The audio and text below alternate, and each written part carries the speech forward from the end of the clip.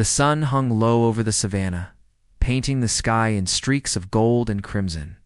The air was thick with the smells and sounds of the wild, the distant roar of lions, the rustle of the grass, and the ever-present low rumble of elephants moving through the plains. Yet for one small calf, the vast wilderness was nothing but a nightmare.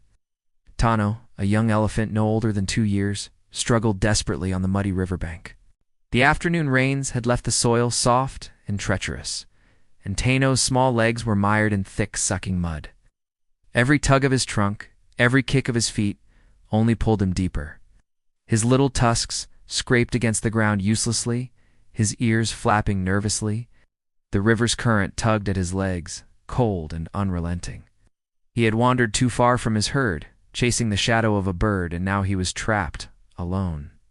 His muffled cries echoed along the river, desperate and urgent. The herd's distant trumpets did not reach him. His mother was out of sight, separated by trees and the winding river. Each passing second made his struggle heavier, the mud weighing down his body and draining his strength. Then from the murky water a ripple spread. A massive shape surfaced, ancient, and still, its eyes glinting in the fading light. Kifaru, a giant crocodile that had ruled this river for decades, slid forward, his tail carving slow arcs in the water. He was a predator of unmatched patience and power, a silent king of the river. Tano froze, terror pulsing through every limb. Crocodiles didn't help elephants. Crocodiles ate anything they could sink their teeth into. Yet Kifaru did not lunge, floated near the edge, observing the small calf with careful, measured movements. His massive jaws stayed closed, but his sheer presence sent waves across the water. Nudging a thick branch toward Tano, instinct and desperation collided in the calf's mind. He flailed toward it, his trunk grasping the branch. The river tugged at him, but the branch offered a small lifeline. It was exhausting. Each heave sent mud spilling from his legs, his chest straining, his tiny trunk trembling. The branch barely held him, but inch by inch Tano pulled himself from the sucking mud. His legs slipped, sending him down into the wet soil again and again. And each time the branch remained steady, nudged just enough by the crocodile's weight in the water. Finally, with one last surge of strength, Tano's front legs hit firmer ground. His chest heaved, mud dripping from his ears and trunk. The branch fell loose, but he had escaped the worst of the river's grip. Behind him, the crocodile slowly submerged, silent as ever, watching, leaving only ripples in his wake. Tano staggered toward the savannah, each step weak but determined. The distant trumpeting of his herd grew louder, a sign that he had survived. Relief surged through him, but it was short-lived. The river, calm at first, betrayed a shadow beneath its surface. A massive rival crocodile, younger and more aggressive, emerged from the water, jaws wide, eyes gleaming with hunger. The current churned around Tano, dragging him slightly, threatening to pull him back into the river's grasp. Kifaru burst from the water again, slamming his body into the younger crocodile. Water sprayed in every direction as they collided in a violent, chaotic struggle. Teeth snapped, jaws clashed, and the river boiled with fury. Tano could only stand frozen, watching the life-or-death fight unfold. Despite his exhaustion, he trembled with fear, understanding that even the smallest movement could make him vulnerable to the chaos. Minutes passed like hours.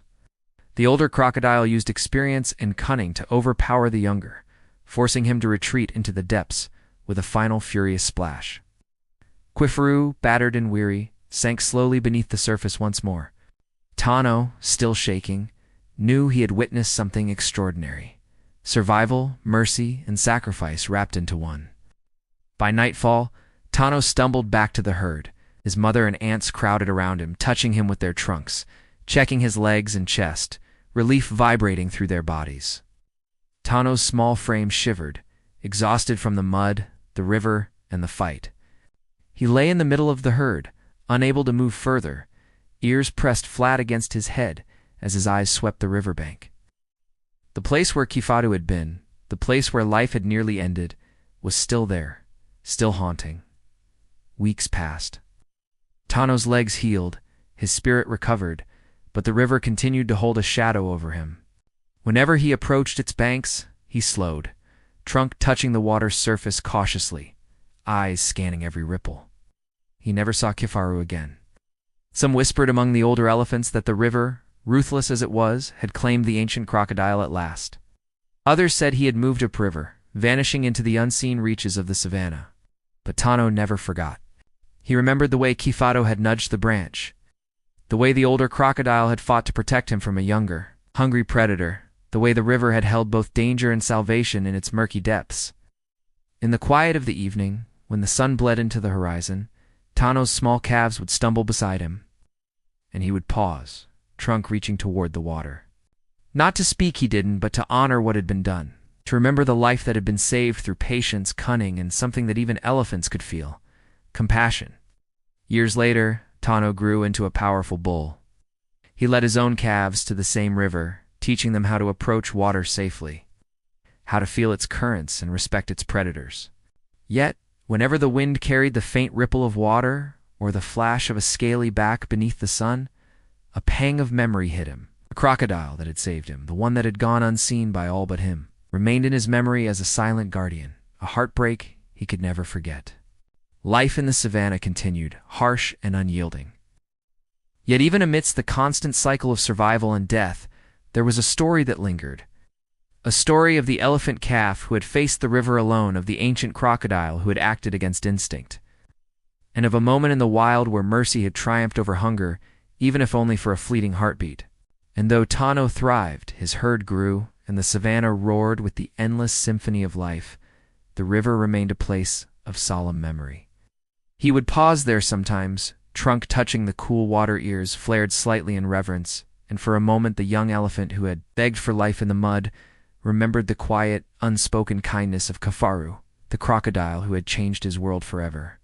Even in the wild, even in a place where survival is law, some alliances exist that defy understanding. Some lives are touched in ways unseen. The story of the calf and the crocodile whispered through the river currents, leaving behind a heartbreak as deep and endless as the waters themselves.